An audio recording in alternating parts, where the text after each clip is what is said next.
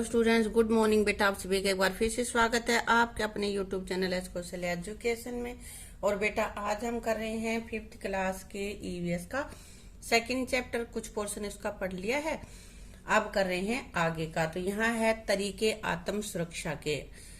तो आत्म सुरक्षा मतलब अपनी सुरक्षा के तरीके, कैसे कैसे हम अपनी सुरक्षा कर सकते हैं बिना किसी हथियार के। आत्म रक्षा करना मार्शल आर्ट है। मार्शल आर्ट क्या है कि हथियार नहीं है हमारे पास और हम अपनी सुरक्षा कैसे करें, वो ही मार्शल आर्ट है। जूडो के अलावा कराटे, ताइक्वांडो और कुंग फू भी मार्शल आर्ट के अंतर्गत ही आते हैं। अलग अलग टाइप हैं ये।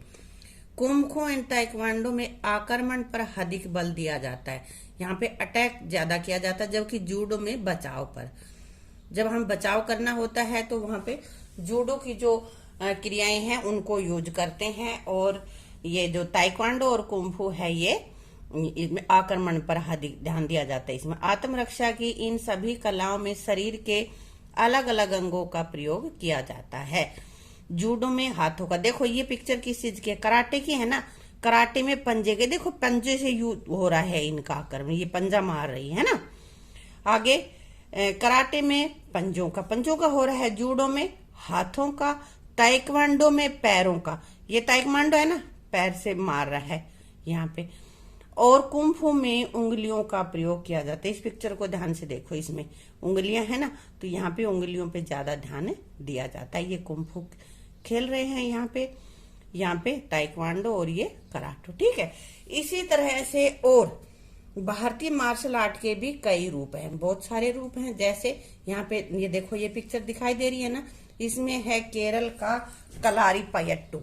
इसका नाम है कलारी पयट्टू। तो कलारी पयट्टू भी क्या है कि वे निहत्थे जो लोग हैं वो अपनी आत्मरक्षा कैसे करें, उससे ही कलारी पयट्टू का ये निर्माण हुआ था। वहीं से इसकी शुरुआत हुई थी कि उन्होंने अपनी सुरक्षा के लिए इसके प्रयोग करना शुरू किया था। यहाँ पे किक और हमले पे ज्यादा ध्यान दिया जाता है, यहाँ पे बचाव पे नहीं। हम अटैक हम कैसे करें दूसरों पे, उस पे ज्यादा फोकस होता है। अगला अपने पास है महाराष्ट्र का मर्दानी खेल। इसमें भी अपनी सुरक्षा खुद हो रही है, लेकिन इसमें हथियारों का, ढाल का और उनका तलवारों का प्रयोग होता है। यहाँ पे आगे है मणिपुर का थंगटा। थंगटा में तलवार और भालों का यूज होता है। मार्शल आर्ट की ये जो टाइप है, इसमें इनका यूज करते हुए अपना बचाव और अटैक किया जाता है इसमें, ठीक है। तो ये अलग अलग टाइप है। कह रहा है कि इसी तरह से पता करो, लिखो, और भी अपने पास हैं तो अन्य राज्यों के कुछ मार्शल आर्ट्स के बारे में पता करो और लिखो। अलग अलग राज्यों में अलग अलग तरह से इनको खेला जाता है। तो कहते हैं कि दूसरे राज्यों में और किन किन राज्यों में जो ऊपर बता रखे हैं, इनके अलावा और जो है वो बताने हैं तुम्हें।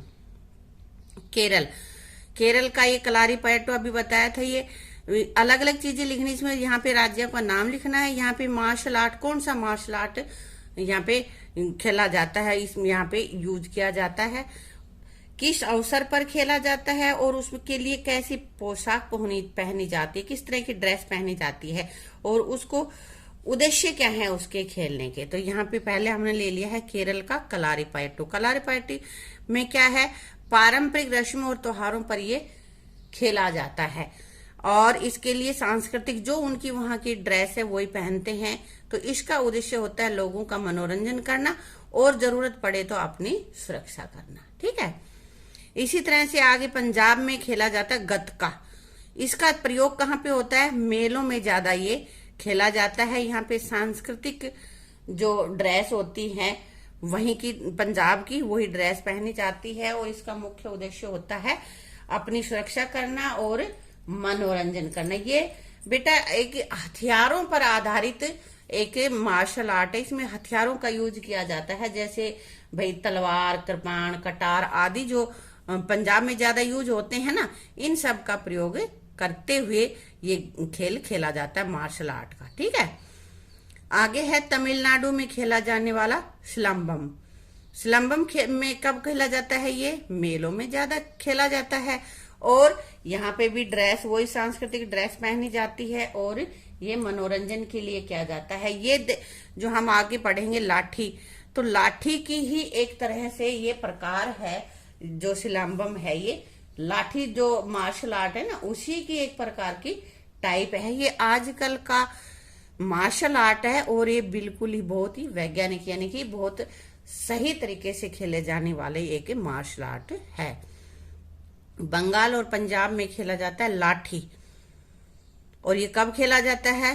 त्योहार या मेलों में सांस्कृतिक ड्रेस ही पहनी जाती है और इसका उद्देश्य होता है लोगों का मनोरंजन करना। लाठी सबसे पुराना मार्शल आर्ट है, क्योंकि लाठी एक जो ऐसा हथियार है जो पहले कोई हथियार भी नहीं हुआ करते थे, उस समय लाठी ही हथियार होता था ना।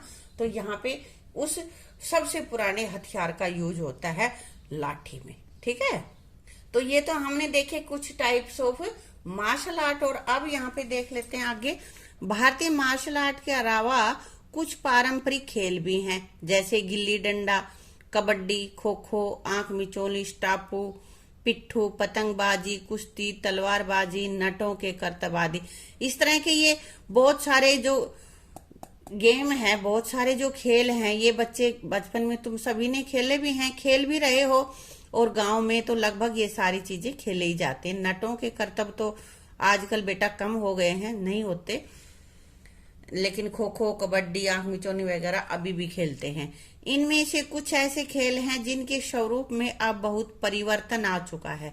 पहले की बजाय अब किस तरह खेले जाते हैं उसमें बदलाव आ गया है। जैसे कि तलवारबाजी, पहले का अलग सिस्टम होता था और अब अलग। अब थोड़ी सुरक्षा पे ध्यान देने लगे। पहले समय में लड़ाई तलवार से हुआ करती थी। योद्धाओं के लिए तलवारबाजी सीखना आवश्यक होता था।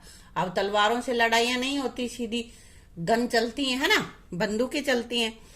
धीरे धीरे यह एक मान्यता प्राप्त खेल के रूप में परिवर्तित हो गई। मतलब पहले तो आवश्यकता होती थी कि भाई उनको सीखना था और फिर ये खेल का रूप इसने ले लिया। अपने शारीरिक अंगों के लचीलेपन से नट भिन्न भिन्न करतब दिखाते। नटों का खेल देखा है? जब हम छोटे थे तो हम बहुत ज्यादा देखते थे बेटा, उस समय ज्यादा होता था। अब तो तुम लोग टीवी के चिपके रहते हो, टीवी पे ही देख लेते हो, है ना। अब धीरे धीरे यह कला खत्म होती जा रही है। नट गजब का शारीरिक संतुलन बनाते हैं। बहुत ऊंचे ऊंचे बांस, उनके ऊपर चढ़ जाना और एक रस्सी बांधे दो बांसों के बीच, उस रस्सी के ऊपर से चलना, इस तरह से खेल दिखाते थे नट। आधुनिक खेल जिम्नास्ट में भी खिलाड़ी अपने शारीरिक संतुलन, लचीलेपन व दमखम के आधार पर इस कला का प्रदर्शन करते हैं। पहले नट करते थे ना, अब ये जिम्नास्ट में भी ऐसे ही होता है, कलाबाजियां ही करते हैं वहां पे जिम्नास्ट के प्लेयर्स। देखो ये पिक्चर क्या दिखा रखी है, नट के खेल ऐसे होते थे। ये देखो रस्सी बंधी हुई है ना, और इस रस्सी पर से वो चल रहा है, नीचे भीड़ खड़ी है देखने के लिए। इसी तरह से ये जिम्नास्ट में लड़की यहाँ पे कर रही है, प्लेयर कर रही है ना जिम्नास्ट का। हाँ, सोचो और लिखो। तो अब कुछ क्वेश्चन है, उनके आंसर देते हैं हम। हाँ, क्या तुमने कभी नट का खेल देखा है? हाँ भाई, मैंने तो देखा है। और यदि हाँ, तो तुम्हें उसके कौन से करतब ज्यादा अच्छे लगे? कौन से करतब? जो बांसों से बंधा हुआ है दोनों तरफ से रस्सी, और उस रस्सी के ऊपर से चलना, वो करतब बहुत अच्छा लगता था, क्योंकि उसमें खतरा भी बहुत ज्यादा होता है। पता एक रस्सी के ऊपर से कैसे कोई चल सकता है? तो यहाँ उत्तर लिखा है मैंने। हाँ, मुझे बांसों पर बंधी रस्सी पर चलने वाला करतब बहुत अच्छा लगता है, बहुत अच्छा लगा उस समय। इसके अलावा तुमने और कौन से खेल तमाशे देखे हैं? एक तो नटों का हो गया, है ना, तो और कौन से? जादूगर का, कभी एक डिब्बे में से रुमाल निकाल दिया, कभी किसी का सिर काट के अलग दिखा दिया, कबूतर निकाल दिया डिब्बे में से, इस तरह से ही करते हैं ना।